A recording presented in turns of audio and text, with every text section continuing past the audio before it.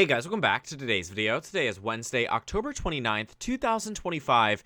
I apologize for the late upload today. I know it is really late. It's about 11 p.m. on the East Coast here, and I realized that I didn't actually end up recording this video that I planned to record earlier on today when the Virginia legislature passed forth this redistricting plan. I think the problem with consuming so much news is that I often forget what I actually talk about versus not, and so sometimes I lose track of these things, so apologies on that front. But the Virginia Democratic Party and in the House of Delegates recently passed, quite literally this evening, an initiative across the state that opens up a pathway for Democrats to do a mid-decade redraw. There was a little bit of consideration that after the Democrats announced that they were going to move forward with the special session to vote on this piece of legislation, that there might not be enough votes in the Virginia House of Delegates. After all, the map right now isn't quite tremendous for the Democratic Party. When we take a look at, the last time the Virginia House of Delegates elections took place, it wasn't 2021. We're just doing this here because it's my fastest way getting around Wikipedia. I would love to do one of those games where they were, going through Wikipedia as fast as they can. But 2023 was the last time that Virginia voters went to the ballot box and made a decision about the Virginia House of Delegates, how they were voting, which party they wanted to win, and Democrats narrowly winning that majority back in 2023 is the only reason that this is possible today. Don't let anybody ever tell you that your local elections don't matter, that their one vote doesn't matter. I think the Democrats, far too often remember that 2017 Virginia House of Delegates race where, like I said, that quote-unquote one vote that doesn't matter, the House District 94 that gave Republicans the advantage in the Virginia House of Delegates actually was a tie between the Democrats and the Republicans won by pulling out a small straw. I kid you not, the most crazy thing about electoral politics is, how much can actually be hinged on just pure chance here. So in 2023, the Democrats mobilizing their force a year before they would go on to lose the presidential election is the reason this is even possible today. But the reason why I bring all these numbers up and all of this, as consideration is because this is what was primarily driving the hesitancy from Democrats across the state who felt like maybe, just maybe, there weren't enough votes to get this across the finish line. Because just 3 years prior to this Virginia House of Delegates race, we're going to have to do this again, going through the election results, but when we take a look at the 2020 cycle in Virginia, obviously the top line that everybody talks about, is this race when it comes down to the presidential. Biden won it by double digits, larger than Obama in both of his elections combined. You saw that Virginia took a real leftward turn in 2020, but something alongside the same ballot was Virginia Question 1, surrounding the Virginia Redistricting Commission in this state, to which voters had a question asked of them. Do you support a constitutionalized independent commission that would redraw the maps every 10 years to ensure a fair and balanced congressional map? And that measure passed overwhelmingly. 65% of voters made that conscious decision to pass an independent commission. So when Democrats had this narrow majority, there was a possibility that enough Democrats could hold out on the vote because they were worried about swing districts, they were worried about whatever it might be. But now the Democrats are expected not only to do well and hold on to the 51 seats that they have, they're actually expected to gain 8 across the state of Virginia. Not really much to worry about for any of these Democratic incumbents who have voted yes today on advancing this bill and legislation. And so now in Virginia, we are going to have the state Senate vote on it on Thursday or Friday. But chances are, if they've gotten through the House of Delegates, which would feel the electoral repercussions today rather than, in a few years' time, no doubt in my mind that the Virginia Democrats get it through the state Senate, especially as the Senate Democratic leader, Senator Luis Lucas, has started tweeting out this. I thought this was quite a funny tweet here, talking about, new plates for her Hummer.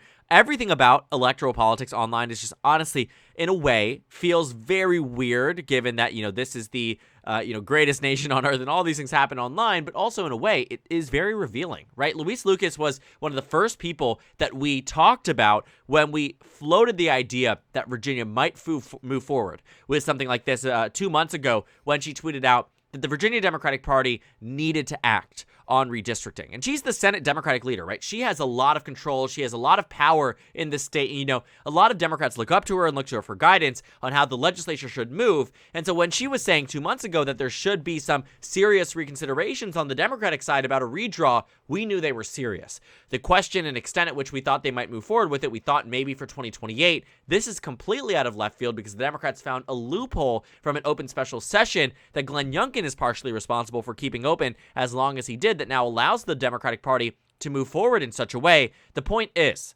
that the Democrats would likely not be calling this vote if it wasn't for Louise Lucas, who herself has been victim to Republican gerrymandering in the state of Virginia. And when we take a look at, the Democratic Party now moving forward through the House of Delegates, it is pretty much on a clear path to make it to the voters and pass through another round of the legislature in the next session, as Democrats are planning and expected to do quite well across this state in the November election, taking place in just under a week. And so now that we're starting to see, actual substantive moves here, it is much more than just the Democrats calling in the special session or floating the idea that they might do a redraw. Maryland is going back and forth with it.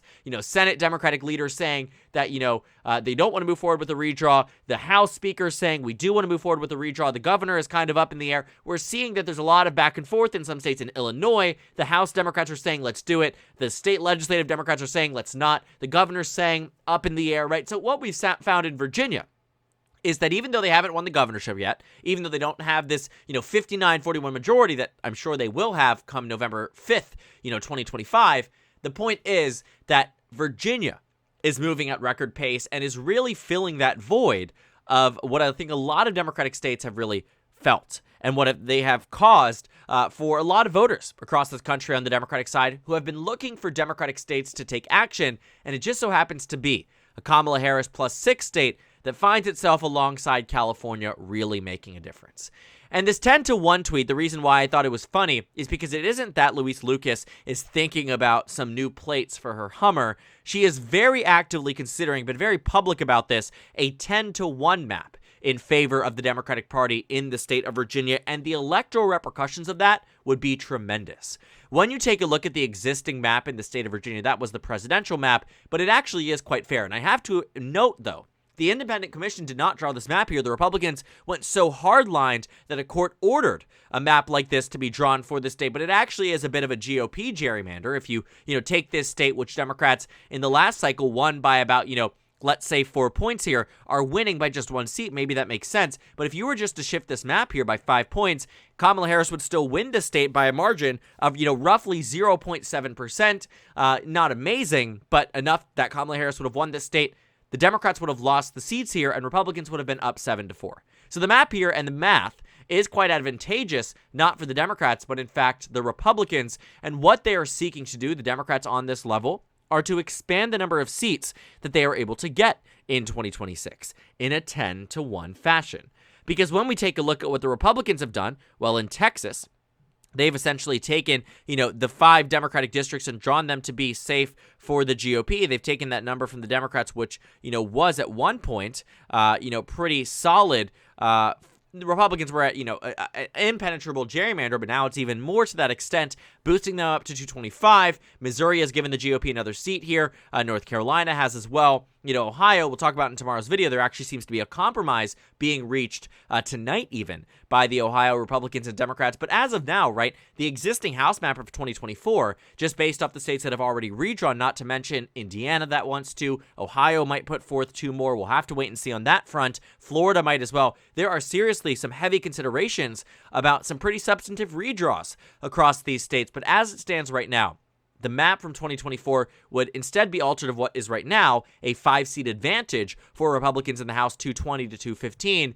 Instead, on the national level, it would be 227 to 208, about a 20-seat difference between the Democrats and the Republicans in Washington, D.C.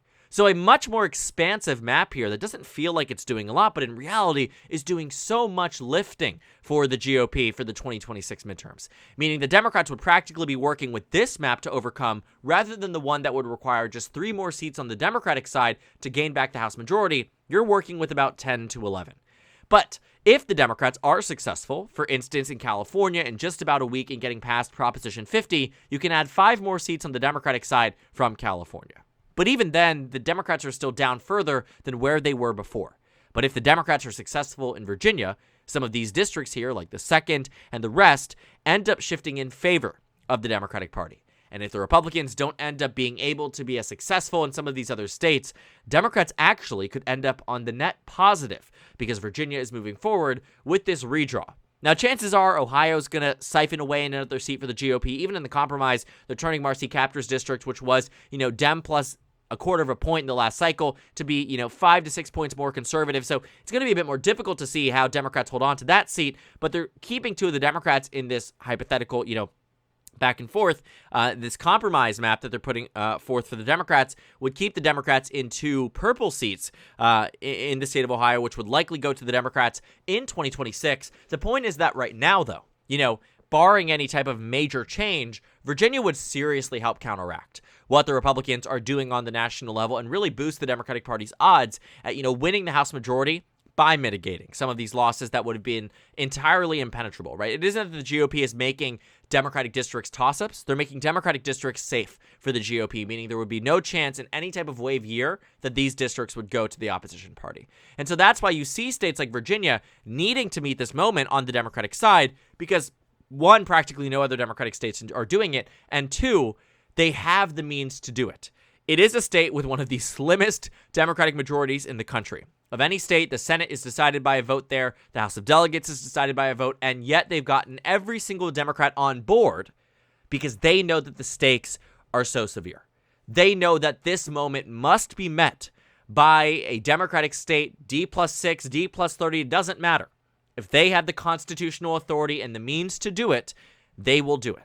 Because that's exactly what the Republican Party is willing to do, and many other Democratic states seemingly are just stepping back, allowing the Republicans to walk all over them, allowing the Republicans to make their decisions and change their maps, while a lot of these Democratic states sit idly by. But in Virginia, certainly not. The Democrats are very clear-cut here. They want to see a change in the map, and as the Virginia House of Delegates, which I felt was going to be one of the harder bodies to get this through, I think the next hurdle, obviously is going to be the Senate, but probably not so much. They're not even up for re-election until 2027, so they have a while to wait in terms of immediate, and it won't be immediate, but in terms of electoral repercussions in the state. Chances are the Democrats will get it passed through there too.